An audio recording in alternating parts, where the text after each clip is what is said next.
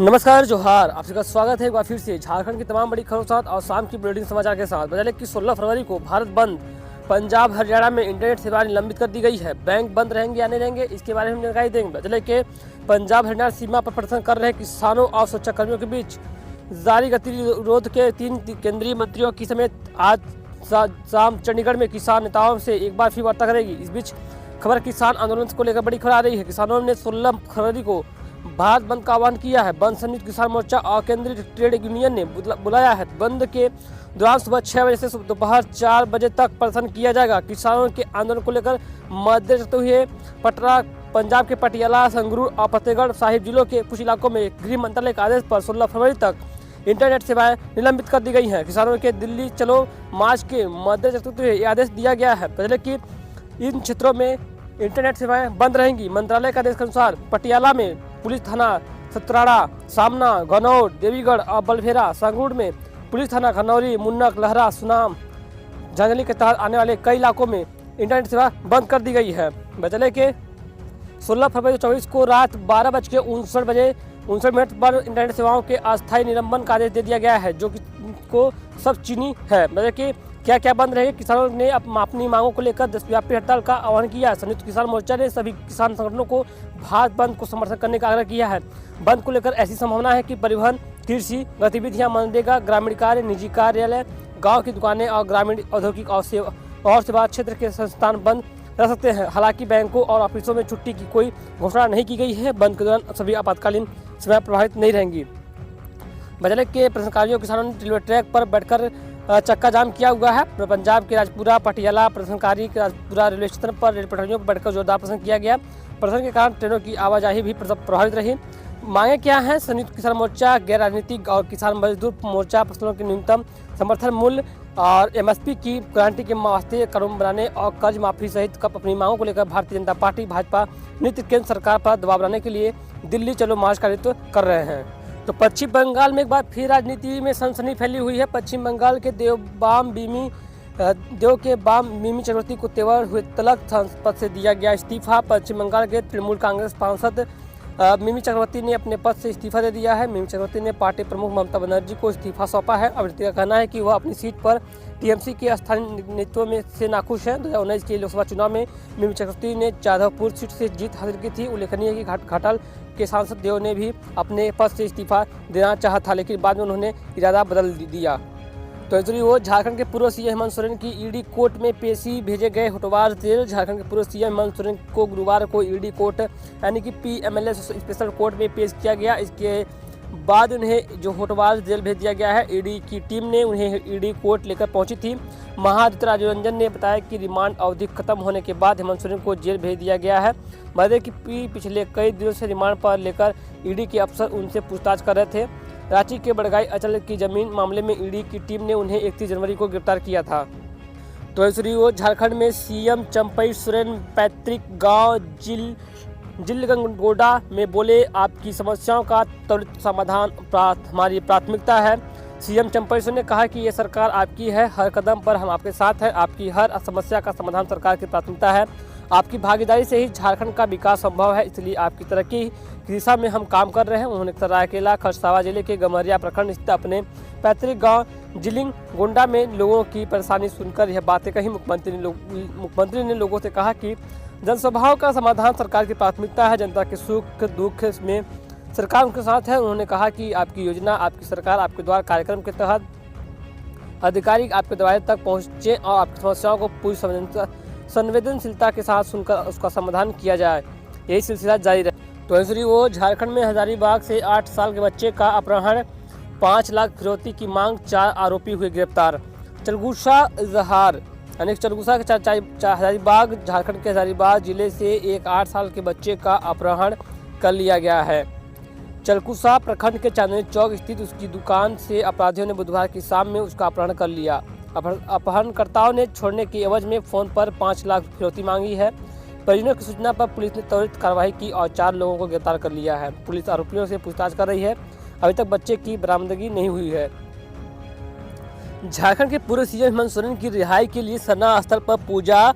आदिवासी समाज की महिलाओं ने मांगी मन्नत। झारखंड की राजधानी रांची के करमटोली चौक स्थित दुमगुड़िया भवन के समीप सरना स्थल पर पारंपरिक विधि विधान से आदिवासी समाज की महिलाओं ने गुरुवार को पूजा अर्चना की और पूर्व सीएम हेमंत सोरेन की जल्द से जल्द रिहाई की मदद मांगी गई। उन्होंने कहा कि केंद्र सरकार द्वारा जांच एजेंसियों की मदद से झूठे और बेबुनियादी केस में फंसाकर हेमंत सोरेन को जेल भेज दिया गया है। बता दें कि 31 जनवरी को जमीन घोटाले से जुड़े मनी लॉन्ड्रिंग केस में लंबी पूछताछ के बाद ईडी की टीम ने उन्हें गिरफ्तार कर लिया था। तो इसलिए वो मंत्रिमंडल विस्तार को दिया जा रहा है अंतिम रूप। जाने कौन कौन से होंगे नए चेहरे, जिले मिल सकता है मौका। चंपई सोरेन सरकार का मंत्रिमंडल विस्तार 16 फरवरी को है। अब तक मंत्रियों के नाम पर अंतिम मुहर नहीं लग सकी है। झामुमो के सूत्रों ने बताया कि कांग्रेस की ओर से यह स्पष्ट नहीं किया गया है कि पार्टी के कोटे से कौन कौन मंत्री होंगे, पुराने चेहरे की ही रहेंगे या नए चेहरे आएंगे। हालांकि कांग्रेस के सूत्रों का कहना है कि कुछ चेहरे बदले जाएंगे, पर 15 फरवरी को ही तय हो पाएगा कि कौन कौन मंत्री बने, कौन कौन मंत्री नहीं बनेंगे। लेकिन आज भी अभी तक कोई भी मंत्रिमंडल का विस्तार तक करने के लिए जो कोई चेहरे मंत्री पद के लिए सामने नहीं आ रहे हैं। वजह कि हेमंत सोरेन के मंत्रिमंडल में 10 मंत्री ही थे, एक मंत्री पद को खाली रखा गया था। इस पर सीएम के अलावा 11 मंत्री रहने पर विचार किया जा रहा है। इसे लेकर झामुमो के शीर्ष नेता कई दौर की बैठक सीएम चंपई सोरेन के साथ कर चुके हैं। दुमका में सीएम के कार्यक्रम के बाद बसंत सोरेन की बात भी हुई है। यह माना जा रहा है कि बसंत सोरेन का मंत्रिमंडल में स्थान तय है। पुराने चेहरे में जोभा मांझी, हफीजुल हसन, मिथिलेश ठाकुर का स्थान भी तय माना जा रहा है। बेबी देवी को लेकर भी बातें हो रही हैं। हालांकि पार्टी के शीर्ष नेताओं का कहना है कि उन्हें स्वर्गवासी जगन्नाथ महतो को सम्मान देने के लिए मंत्री बनाया गया है, इसलिए उनके बदले जाने की संभावना कम है। 12वें मंत्री के रूप में सीता सोरेन अथवा द्वितीय कुमार सोनू को लेकर बातें हो रही हैं। हालांकि यह तय नहीं हो सका है कि कौन होगा। 15 फरवरी को पूर्व मुख्यमंत्री हेमंत सोरेन और राज्यसभा सांसद शिबू सोरेन से राय लेकर 12वां मंत्री का नाम तय करेंगे। सूची राजभवन में भेजी जाएगी। तो दूसरी ओर रांची में कल्पना सोरेन से मिली वृंदा करात, एकजुटता जताई। पूर्व मुख्यमंत्री हेमंत सोरेन को राजनीतिक निशाना बनाए जाने और प्रतिनिधिशालय ईडी गिरफ्तारी के खिलाफ मार्क्सवादी कम्युनिस्ट पार्टी भाकपा द्वारा एकजुटता व्यक्त की गई। इस क्रम में बुधवार को माकपा पोलियो ब्यूरो सदस्य वृंदा करात के साथ राज्य सचिव प्रकाश बिल्लम, सचिव मंडल सदस्य संजय पासवान और समीर दास ने हेमंत सोरेन के आवास पर उनकी पत्नी कल्पना सोरेन से मुलाकात कर उनके साथ एकजुटता जताई। कल्पना सोरेन ने कहा कि उन सभी राजनीतिक और वैचारिक संघर्ष जारी रहेगा और झारखंड कभी भाजपा के आगे नहीं झुकेंगे। तो वही जुड़ी वो सीएम चंपई सोरेन की बाबूलाल मरांडी को 2 टूक कहा, भविष्य वक्ता और भाग विधाता न बने। बाबूलाल मरांडी अगर यह कहते हैं कि हेमंत पार्ट 2 बोलने से मुझे भी जेल जाना होगा तो वे भाग विधाता और भविष्यकर्ता बनने की कोशिश न करें। उक्त बातें मुख्यमंत्री चंपई सोरेन ने कही। वे अपने गांव जिलिंग गोंडा में बुधवार को पत्रकारों को संबोधित कर रहे थे। श्री सोरेन ने कहा कि बाबूलाल मरांडी ने 4 साल तक भाजपा को गालियां दी, भला बुरा कहते रहे। आज भाजपा के हितैषी बन रहे हैं, उनके बारे में तो बात करने का भी मन नहीं करता है। वह उल जुल बोलते रहते हैं। चंपई सोरेन ने कहा कि हेमंत सोरेन के नेतृत्व में ही 5 साल के लिए जनादेश मिला था, उनको साजिश कर 4 साल के बाद भाजपा ने जेल भिजवाया। भाजपा के केंद्रीय एजेंसियों का गलत इस्तेमाल किया गया। हम केंद्रीय एजेंसियों का सम्मान करते हैं, लेकिन इस तरह के गलत इस्तेमाल करना उचित नहीं है। भाजपा अपने विरोधियों को कुचलने के लिए ही ईडी का इस्तेमाल कर रही है। उन्होंने कहा कि ऐसा क्या है कि भाजपा में जाते ही सारे लोग दूध के धुले हो जाते हैं। उन्होंने कहा कि 4 साल तक हेमंत बाबू युवाओं के सम्राट बने रहे और गाँव से लेकर शहर तक का विकास किया। इससे परेशान होकर उनको जेल भेजा गया। अब जब हेमंत सोरेन की जगह मुझे बैठाया गया है तो यह हेमंत पार्ट 2 ही हुआ। यह सुनकर लोगों को दर्द क्यों हो रहा है। उन्होंने कहा कि भाजपा ने झारखंड को लूटकर खाया है। तो वैसे वो भाजपा व ईडी के खिलाफ झारखंड में झामुमो का प्रदर्शन। कल से रांची में पार्टी कार्यकर्ता करेंगे भूख हड़ताल। भाजपा और ईडी के खिलाफ 15 फरवरी से ही झामुमो राजभवन में अभियान चलाया जाएगा। पंचायत स्तर पर धरना प्रदर्शन किए जा रहे हैं। इस दौरान रांची के मोरहाबादी स्थित बाबू प्रतिमा के समक्ष झामुमो रांची जिला समिति द्वारा भूख हड़ताल किया जाएगा। दिन के 11 बजे से दोपहर 2 बजे तक यह कार्यक्रम है। जिलाध्यक्ष मुश्ताक आलम ने बताया कि केंद्र की भाजपा सरकार द्वारा केंद्रीय जांच एजेंसी का दुरुपयोग कर हेमंत सोरेन को प्रताड़ित करने का सिलसिला लगातार बढ़ता जा रहा है। हेमंत सोरेन पर ईडी की कार्रवाई, जेएमएम का उपवास टारगेट कर रही ईडी पूर्व सीएम को कर रही परेशान, बोले राज्यसभा सांसद महुआ मांझी।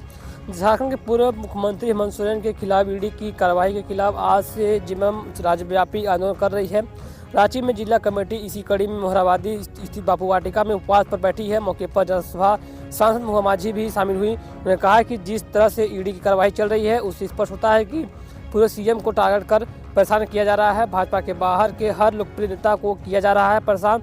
उन्होंने कहा कि झामुमो के कार्यकर्ता हेमंत सोरेन को न्याय दिलाने को लेकर अहिंसात्मक तरीके से बैठे हैं। उन्होंने केंद्र सरकार पर आरोप लगते हुए कहा कि जो भी लोकप्रिय नेता बीजेपी में नहीं है उनको परेशान किया जा रहा है, उन पर कार्रवाई की जा रही है। वहीं जिन नेताओं पर भ्रष्टाचार के केस हैं और बीजेपी में हैं उनके पास ना ईडी आती और ना ही सीबीआई और ना ही उनके केस खुल जाते हैं। उन्होंने कहा कि जो बीजेपी में शामिल हो जाते हैं उनके ऊपर कोई कार्रवाई नहीं की जाती। देश में जिस तरह से लोकतंत्र का हनन हो रहा है, हम उसकी रक्षा करने के लिए न्याय को दिलाना चाहते हैं, अपने नेता को न्याय दिलाना चाहते हैं। तो फिलहाल खबरों बस इतना ही। तो कोई आज की तमाम बड़ी खबर जो सामने के समाचार के साथ आज खबर पसंद को शेयर कीजिए, लाइक कीजिए, चैनल पहली बार है सब्सक्राइब जरूर कीजिएगा। तब तक के लिए जय हिंद, वंदे मातरम।